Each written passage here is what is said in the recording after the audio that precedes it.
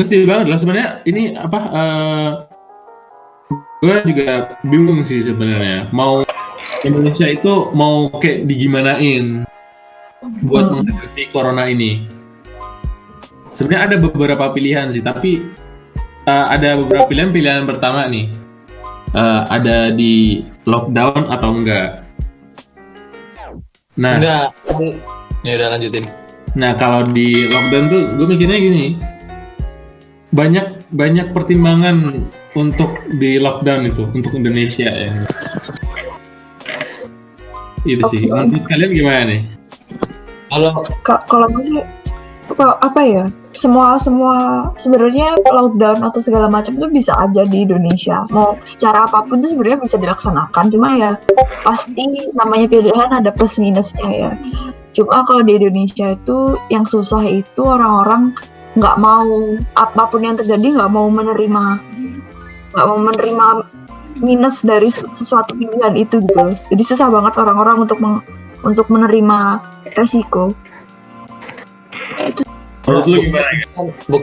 Bukan kayak gitu, Sao. Cuma ini ya kalau pendapatku sendiri, kalau kita nge-lockdown Indonesia ya, itu tuh pertama itu perekonomian tuh itu bener-bener beda sama negara lain. Negara lain kan nggak kepulauan kan, kayak cuma satu wilayah lah, diibaratkan kayak gitu kan. Nah sedangkan di Indonesia tuh ada per pulau-pulau gitu. Nah itu yang susahnya buat lockdown. Makanya Dr. Tirta pun dia mengusulkan buat di karantina wilayah. Itu kalau kata gue itu udah keputusan tepat sih, karena wilayah sendiri punya wewenang gitu. Jadi enggak semua itu dialihkan ke presiden. Orang-orang yang menengah ke bawah, contohnya kayak cicilan untuk bulan ini sudah kayak tiadakan di bulan depan aja, kayak gitu-gitu udah dipertimbangkan semua sih kalau kataku ya. Kurang sih menurutku itu. Tapi menurutku sebenarnya yang jadi pertimbangan itu adalah orang-orang yang pendapatannya itu harian, semisal seperti Bima, terus ojol gitu. Kan begitu kita di lockdown, kita harus nggak boleh ada aktivitas, semua harus dirumahkan. Kecuali kalau sebenarnya ada undang-undang untuk apa ya? Kalau gue denger ya, tapi untuk lockdown, tapi namanya bukan lockdown, ada undang-undangnya. Kalau ada suatu kejadian darurat atau apa gitu, itu dan mengharuskan untuk tidak ada mobilitas. Garis besar kata-katanya gue kurang ngerti ya. Mungkin ini garis besarnya aja. Ketika ada suatu keadaan darurat dan mengharuskan untuk tidak ada mobilisasi di manapun, kebutuhan pokok itu menjadi tanggung jawab pemerintah. Nah, tapi masalahnya adalah pemerintah tidak bisa menjamin kebutuhan pokok itu. Makanya Indonesia nggak bisa lockdown. Kalau menurut gue itu kan tadi kan pada bahas karantina wilayah kan. Nah sebelumnya itu kalian tahu nggak sih karantina wilayah tuh udah benar-benar berbeda sama lockdown? Udah. Tahu kan? Nah kan perbedaannya itu kan kalau karantina wilayah itu nggak membolehkan di suatu kota itu, misalnya contoh Jakarta, nggak boleh keluar masuk orang dari Jakarta atau nggak luar dari Jakarta masuk ke Jakarta, atau orang Jakarta keluar dari Jakarta kan nggak boleh. Nah cuma itu masih ada aktivitas di kota tersebut gitu. Benar. Jadi kayak misalnya ada yang bisa kerja, itu masih bisa kerja. Nah itu jadi sebelumnya itu bedain dulu gitu yang lockdown sama karantina wilayah itu gimana gitu. Soalnya sekarang lagi gencar tuh karantina wilayah. Karantina wilayah itu kita boleh keluar asalkan ada izin dari kepolisian, dan undang-undang pun mau akan dibikin kan undang-undang untuk karantina wilayah. Iya, nah sebenarnya itu masih dibikin sih, menunggu waktu dari presiden aja katanya. Itu soalnya kan gubernur-gubernur juga udah pada menyiapkan lah gitu. Dan tadi gue juga lihat berita juga udah ditutup-tutup gitu di jalan tol gitu. Oh ya, di Bogor udah mulai itu. Jogja itu ada ini loh, ada kayak kampung siaga corona. Keren sih itu sumpah. Ya. Itu juga jadi tren. Kayak gitu sih sebenarnya yang sebenarnya yang kalau menurutku sendiri ya, yang perlu ditingkatkan itu adalah kesadaran warga akan pentingnya mencegah virus ini untuk menyebar. Jadi kayak orang-orang seperti yang kalian tahu, mungkin Indonesia, masyarakat Indonesia itu nggak bakalan jerah sebelum mereka sendiri merasakan akibatnya. Tapi kalaupun mereka udah kena akibatnya nih, kadang juga mereka malah nyalahin orang lain yang sebenarnya di awal-awal juga udah ngingetin, tapi mereka nggak dengerin. Ya, mental yang kayak gini tuh yang sebenarnya yang berbahaya. Dan apalagi contoh lain lagi ya, gue nggak melibatkan agama atau apapun, cuma emang kenyataannya di Indonesia segala macem itu disangkut pautin sama agama, terutama yang umat Muslim di Indonesia yang menurutku terlalu banyak aliran, yang sampai mereka alirannya bukan lagi agama tapi ustadz, ya yang kayak gitu-gitu tuh yang bahaya menurutku. Soalnya mereka yang pasti disorot sama media itu orang-orang kayak gini, yang mereka bikin ulah, terus jadinya menyebarkan kepanikan yang lebih ke orang-orang yang lain gitu. Jadi, soalnya kemarin juga ada kasus gitu kan, yang nggak dibolehin sholat. Nah tapi pada nekat sholat. Nah katanya itu yang pas keluar sholat itu ada yang orang 3 positif corona, kalau nggak salah, koreksilah kalau misalnya salah. Nah itu akhirnya yang ikut sholat itu, yang jamaah itu katanya sekarang statusnya ODP gitu. ODP. Jadi kan itu merugikan orang gitu loh istilah. Ya. Benar. Yang kayak gitu. Bukan sih? Hah? Yang karantina di masjid bukan?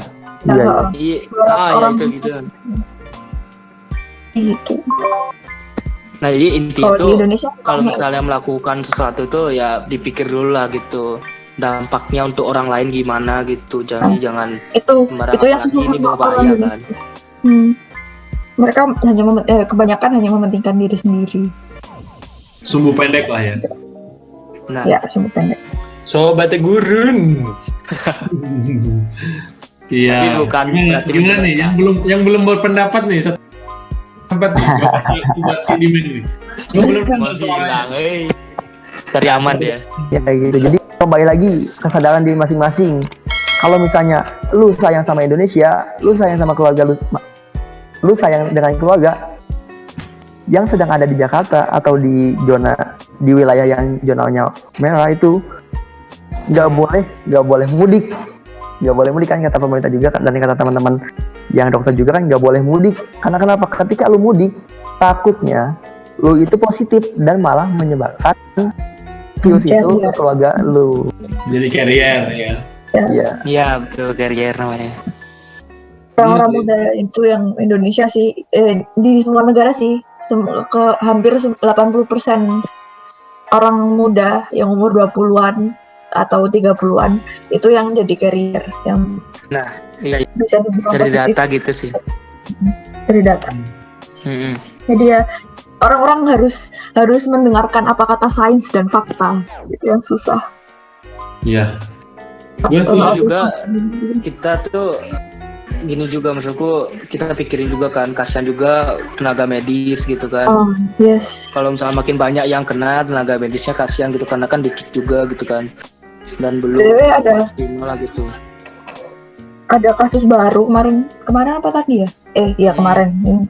Itu nggak tahu nih di mana, kayaknya sih di Jakarta, di suatu tempat perbelanjaan ada 2 orang yang belanja, mereka pakai APD. Iya. Nah, itu juga itu viral juga. Sih enggak. Soalnya pasti kalau misalnya orang medis juga tahu melihat APD itu dipakainya juga di lawan medis itu, di saat di wilayah medis. Tapi mereka itu lebay banget anjir. Jadi kan jadinya yang lainnya itu curiga gitu. Iya benar. Itu kan bikin resah orang lain. Iya. Dan bahkan di lain sini juga tenaga medis tuh perlu APD, mereka kekurangan APD tapi mereka malah dipakai untuk belanja. Anjir. Aduh, otak malah dia yang marah-marah anjir, kayak Saya Jadi punya marahin balik duit, lah. saya belanja di sini ya.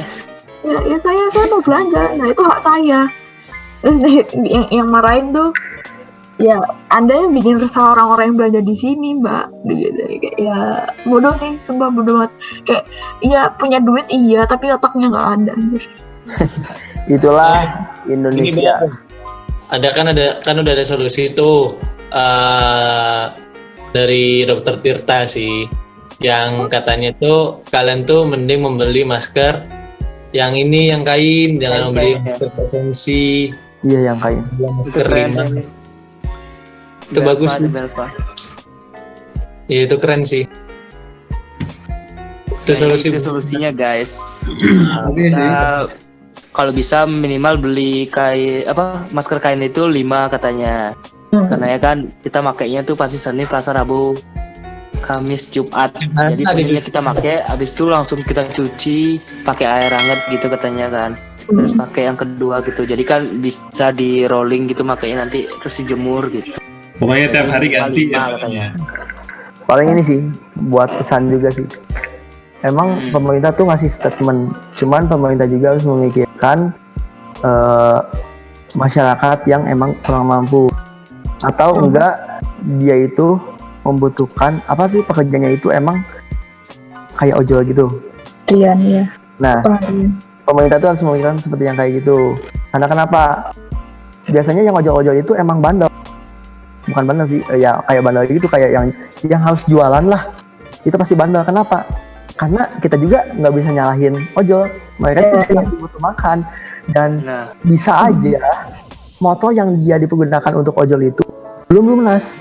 Jadi dan kalau kata gue ya, kalau kata gue mungkin statement gue salah karena gue masih orang awam bukan pemerintah. Kalau kata gue tuh gini aja, selama lockdown ini atau selama ada diberhentikan kayak tanggungan hutang itu, karena itu bisa meringankan beban orang-orang yang harus kerja di luar. Dan buat teman-teman yang mampu bantu Indonesia baik untuk APD. Jadi intinya buat yang mampu istilahnya sumbangkan 10.000 dah. Buat apa? Buat tenaga medis kita. Buat teman-teman yang harus kerja di luar, contohnya kayak ojol. Buat teman-teman yang kayak misalnya jualan mie ayam yang harusnya tanggungannya itu dapat 100.000 lah, minimal 100.000 per hari, ini cuma 2 mangkok doang. Sedih, tapi ya gimana lagi, ya harus dilakukan gitu. Jadi teman-teman yang mampu, ini intinya saling mendonasikan. Ini saatnya kita itu harus saling kerjasama, saling bantu. Jadi gue nih selama pembicara ini menarik kesimpulan sih, beberapa kesimpulan. Pertama tuh kita di sini dalam menghadapi global pandemic ini, khususnya di negara kita udah ada role-nya maksudnya, bagian-bagiannya, peran-perannya masing-masing. Nah kita sebagai rakyat kita harus nurut, ya kan? Nurut apa kata pemerintah yang buat keputusan.